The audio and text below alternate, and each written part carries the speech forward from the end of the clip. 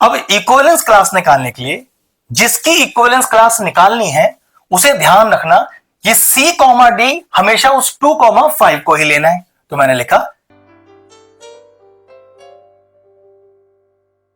Hello friends, आज हम topic discuss करें क्लास 12 से। चैप्टर लिया हमने रिलेशन एंड फंक्शन। एक टफ क्वेश्चन लिया एक चैप्टर से, ध्यान से देखिए कैसे करना है कि लेट ए एक सेट है जिसकी वैल्यू 1 से लेके 9 तक की है and R be the relation on A cross A defined by कि A comma B relation C comma D, और रिलेशन क्या है कि ए प्लस डी मतलब sum of the extremes is equal to B plus C sum of mean, मतलब बाहर वाले का सम बराबर होना चाहिए अंदर वाले के सम के। ये हमें रिलेशन दिया हुआ है। Check whether R is an equivalence relation, और फिर लास्ट में इक्विवेलेंस क्लास भी निकालनी है 2, 5 पर। अब इस तरह के क्वेश्चनों के लिए आपको क्योंकि इक्विवेलेंस प्रूफ करना है, अब इक्विवेलेंस एक्चुअल में 3 कंडीशन की कलेक्टिव कैटेगरी को बोला जाता है। अब वो 3 कंडीशंस क्या है कि अगर किसी रिलेशन को इक्विवेलेंस रिलेशन होना जरूरी है तो वो हमें प्रूफ करना पड़ेगा सबसे पहले रिफ्लेक्सिव, फिर वो हमें प्रूफ करना पड़ेगा सिमेट्रिक, और वो हमें प्रूफ करना पड़ेगा ट्रांजिटिव। अगर कोई रिलेशन इन तीनों कंडीशनों को सेटिस्फाई करता है तो वो एक इक्विवेलेंस रिलेशन कहलाएगा। अगर वो एक भी कंडीशन को नो कर दे तो इक्विवेलेंस तो नहीं हो पाएगा। और फिर उसके बाद हमें इक्विवेलेंस क्लास भी निकालनी है 2, 5 पर, वो बात की बात है। सबसे पहले रिफ्लेक्सिव क्या कहता है, सिमेट्रिक और ट्रांजिटिव क्या कहते हैं, इसके बारे में पढ़ते हैं। तो पहला केस तो रिफ्लेक्सिव।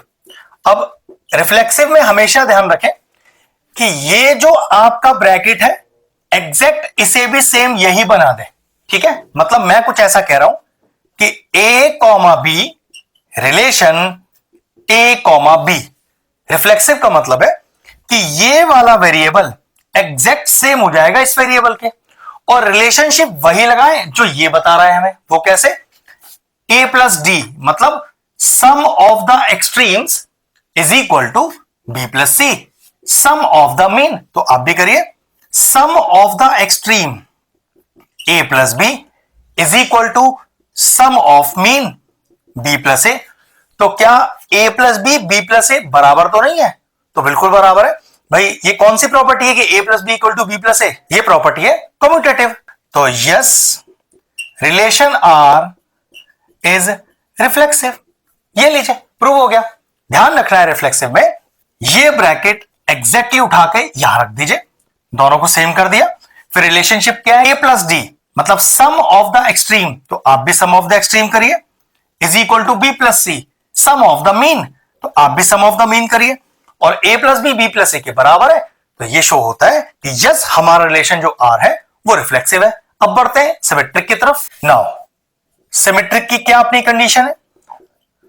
सिमेट्रिक की पहली जो कंडीशन है वो यस होगी ही होगी, उसका रिवर्स अगर यस प्रूव हो जाएगा तो हमारा रिलेशन आर सिमेट्रिक हो जाएगा।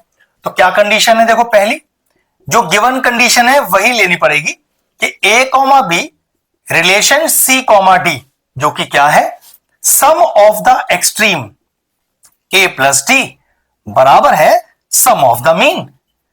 तो ध्यान रखिएगा ना, if this relation is true, जो कि ऑलरेडी ट्रू है, हमें क्वेश्चन में गिवन है। सिमेट्रिक कहता है कि इसका रिवर्स यस प्रूव हो जाना चाहिए। मतलब ए comma B relation C comma D से स्टार्ट किया, आंसर में सी कॉमा डी रिलेशन ए कॉमा बी आ जाना चाहिए। तो सोच के देखिए कि ऐसा क्या लिखा आ जाए कि मैं सी कॉमा डी रिलेशन ए कॉमा बी लिख दूं। आओ थोड़ा रफ में सॉल्व करते हैं। रफ में मुझे आंसर पे लेके क्या आना है, देखो सी कॉमा डी रिलेशन ए कॉमा बी, ये रफ का पार्ट है, ये फेयर में अपने को नहीं दिखाना, लेकिन कैसे आएगा वो समझ लेते हैं। अपने को रिवर्स आंसर चाहिए ना, ए comma B relation C comma D दिया हुआ है, मैंने कहा कि सिमेट्रिक कहता है इसका रिवर्स यस हो जाना चाहिए। तो चेक करो कि ये अगर मुझे आंसर में लिखना है तो मेरे पास एक्चुअली क्या लिखा हुआ आना चाहिए कि मैं इसे लिख दूं। तो देखो जरा, जोड़ो जरा, सम ऑफ द एक्सट्रीम तो c plus B is equal to sum of mean is equal to D plus A. मतलब अगर ऐसा लिखा हुआ आ जाए मेरे पास यहां पर तो मैं डायरेक्टली इसको लिख दूंगा और मेरा आंसर सिमेट्रिक हो जाएगा। तो चेक करो, c प्लस बी तो लिखना है, ये b प्लस सी को अगले स्टेप पे मैंने क्या लिख दिया, c प्लस बी, तो कोई फर्क नहीं पड़ा। और डी प्लस ए लिखा चाहिए, तो यहां ए प्लस डी लिखा है, जिसको अगले स्टेप पे मैंने क्या लिख दिया, डी प्लस ए। तो ऑब्वियस सी बात है, आपने सिर्फ रीअरेंज ही तो किया है, कोई दिक्कत तो है नहीं। लेकिन ये पार्ट तो रफ का था, सिर्फ ये चेक करने के लिए कि ऐसा क्या लिखा हुआ आ जाए कि मैं इसको रिवर्स रख सकूं। अब इसको मिटा देते हैं। अब सोचो ऐसा रिटर्न कब आ सकता है, हम लिख सकते हैं सी कॉमा डी रिलेशन ए कॉमा बी। भाई ये वाली बात तो हम ऑलरेडी आपको भी रफ में करके दिखा चुके हैं कि अगर ए comma B relation C comma D ये दिया है, इसका रिवर्स प्रूफ करने के लिए हमारे पास ये लिखा हुआ चाहिए। लिखा हुआ क्या चाहिए था कि सी प्लस बी चाहिए था, तो बी प्लस सी को रीअरेंज करके सी प्लस बी लिख दिया। हमें डी प्लस ए लिखा हुआ चाहिए था, ए प्लस डी को रीअरेंज करके डी प्लस ए लिख दिया। और ये रिलेशन एक्चुअल में यही लिखा जाएगा। क्रॉस चेक कर लेते हैं, देखो सी प्लस बी, देखो वही लिखा आ रहा है, is equal to D plus A, वही तो लिखा आ रहा है। तो लिखेंगे therefore the given relation R is symmetric. और मैं आपसे यह भी कह सकता हूं कि इस तरह के क्वेश्चन जहां पर प्रूविंग करनी है गिवन रिलेशन के साथ, हो ही नहीं सकता ये एक रिलेशन सिमेट्रिक ना आए, आएगा ही आएगा। बस लिखने का तरीका और फॉर्मेट आपको पता होना चाहिए। क्लियर? अब चलते हैं ट्रांसटिव की तरफ। नाउ अब ट्रांसटिव की कंडीशन क्या कहती है? ट्रांसटिव कहती है कि पहली दो कंडीशन यस होनी ही चाहिए, तीसरी कंडीशन अपने आप यस आ जानी चाहिए। वो दो कंडीशन कौन सी है कि if A comma B relation C comma D, relation रखना कैसे है, sum of the extreme is equal to sum of mean. If and C comma D relation E comma F, एक ई कॉमा एफ हमेशा आपको transitive वाले case में introduce करना पड़ेगा। इज इक्वल टू, चलिए रखिए, सम ऑफ द एक्सट्रीम तो C plus F is equal to D plus E. ये दोनों कंडीशन ऑलरेडी यस है, इसे प्रूव नहीं करना।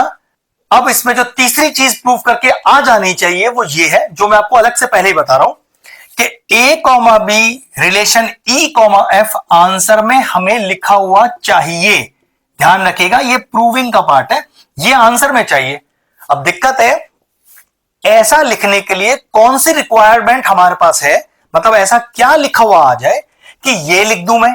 तो देखो अभी जरा ध्यान से, मैंने क्या किया, इसको माना इक्वेशन 1, इसको माना इक्वेशन 2, और दोनों को आपस में क्या कर दिया, एड 1 एंड 2। ध्यान रखिएगा, अब इससे कोई मतलब नहीं है, सिर्फ इतना पार्ट है। तो जरा जोड़िए, ए प्लस डी एलएचएस से एलएचएस जोड़िए, plus C plus F is equal to B plus C plus D plus E. देखना कुछ कैंसिल आउट हो रहा है क्या? ओके, डी से डी चला गया और सी से सी चला गया। देखो क्या बचा, A plus F is equal to B plus C. सोचो अगर ये मेरा आंसर लाना है मुझे, तो मुझे क्या लिखा हुआ चाहिए, sum of the extreme A plus F लिखा हुआ चाहिए। चेक करिए, आ तो नहीं गया। Is equal to B plus A लिखा हुआ चाहिए, आ तो गया। तो लिख सकते हैं, और ये कब लिखा जा सकता है, जब लिखा हो ए comma B relation E comma F. इसे मिटा दीजिए, क्योंकि ये पार्ट तो हमने सिर्फ ये चेक करने के लिए लिखा था कि एक्चुअल में ऐसा लिखने के लिए रिक्वायर्ड कंडीशन क्या आनी चाहिए। तो लिख सकते हैं therefore relation R is transitive. Now the given relation R is all reflexive, symmetric and transitive, hence the given relation is an equivalence relation। क्योंकि रिलेशन तीनों के लिए यस बैठा है, तो पक्की बात है ये इक्विवेलेंस रिलेशन होगा ही होगा। ध्यान रखिएगा, ट्रांसिटिव वाला केस सबसे इंपॉर्टेंट में से एक है। इसमें पहले दो रिलेशन आपको खुद यस लेट लेने, ये तीसरा अपने आप आ जाएगा। और मोस्टली जितने प्रूविंग वाले क्वेश्चन होते हैं उसमें रिलेशन यस आएगा ही आएगा मोस्ट ऑफ द केसेस में। ठीक है, जैसे जैसे प्रैक्टिस करोगे आपको चीजें क्लियर हो जाएंगी। इसमें ये पार्ट तो फिनिश हो गया। अब कह रहा है obtain the equivalence class of 2,5। अब इक्विवेलेंस क्लास कैसे निकालते हैं वो बढ़ते हैं उसकी तरफ। अब इक्विवेलेंस क्लास निकालने के लिए जिसकी इक्विवेलेंस क्लास निकालनी है उसे ध्यान रखना, ये C, D हमेशा उस 2,5 को ही लेना है। तो मैंने लिखा कि let A, B relation 2,5 belongs to R। मतलब जिसका इक्विवेलेंस क्लास रखना है उसे याद रखना हमेशा इस वाले y वाले एंड पर रखना है। अब यहां से रिलेशन बनाओ कि सम ऑफ द एक्सट्रीम, यही तो रिलेशन है हमारा, is equal to sum of mean. ये ठीक है, जिसमें ये पूरा क्या है हमारे पास x का वैल्यू, ये पूरा क्या है y का वैल्यू। तो क्या करते हैं, यहां से y का वैल्यू निकाल लेते हैं, हमेशा ऐसे ही करना है। तो देखो यहां से क्या आ गया कि a plus 5 minus 2 is equal to b, तो a plus 3 is equal to b। यहां पर x और y की जगह जो वेरिएबल है वो a और b है, तो हमेशा हमें x, y में y का वैल्यू निकालना होता है। तो क्योंकि क्वेश्चन a और b की फॉर्म में है, तो मैंने क्या किया, a और b फॉर्म में जो क्वेश्चन है उसमें y की जगह y ना होकर जो b दिया हुआ है मैंने वहां से b का वैल्यू निकाल लिया। मतलब ध्यान इस बात का रखना है कि अगर हमारे पास ब्रैकेट में x, y है तो हमेशा इक्विवेलेंस क्लास निकालते समय हमें इस y का वैल्यू निकालना है। लेकिन अगर क्वेश्चन a, b की फॉर्म में हो तो ध्यान रखना हमें हमेशा रिलेशन b का निकालना है। तो निकाल ली मैंने b की वैल्यू। अब रिलेशन क्या हो गया, मेरे पास रिलेशन हो गया, ध्यान से देखिएगा, a वाला पार्ट क्या है, a is a and what is my b, b is a plus 3 belongs to r।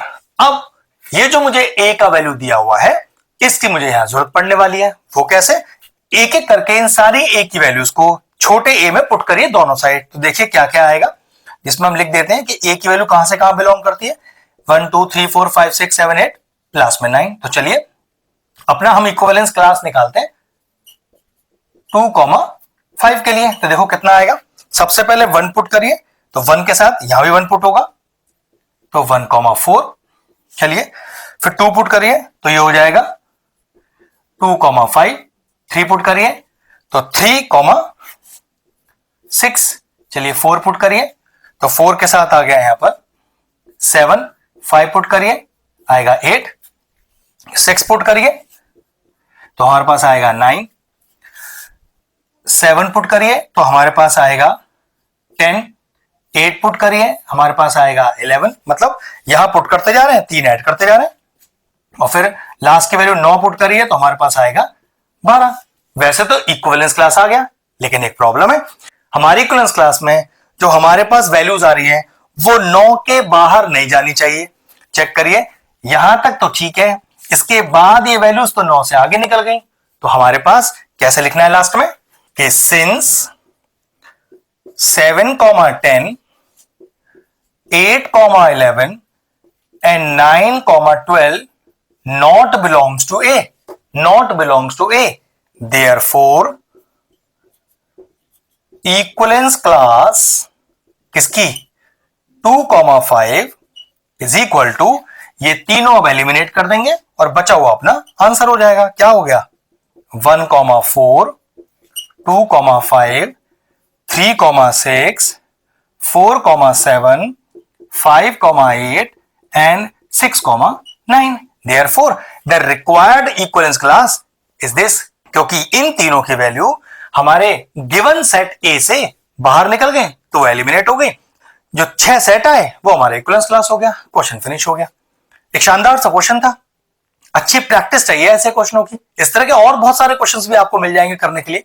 अगर इस तरह के क्वेश्चन का कंसेप्ट आपको क्लियर हुआ तो फिर आगे आने वाला कोई भी क्वेश्चन इस तरह का आपको परेशान नहीं करेगा। अगर इस तरह के और इंटरेस्टिंग वीडियोस देखना चाहते हैं तो हमारी चैनल की प्लेलिस्ट में जाएं, वहां रिलेशन फंक्शन की सेपरेट प्लेलिस्ट बनी हुई है। वो प्लेलिस्ट मैं एंड स्क्रीन में भी डाल दूंगा और सारे इंपॉर्टेंट चैप्टर्स की प्लेलिस्ट के साथ, जाकर उन्हें भी चेक कर लीजिएगा। ये एक शानदार सा 4 मार्क का क्वेश्चन फिनिश हो गया। वीडियो फिनिश करते हैं।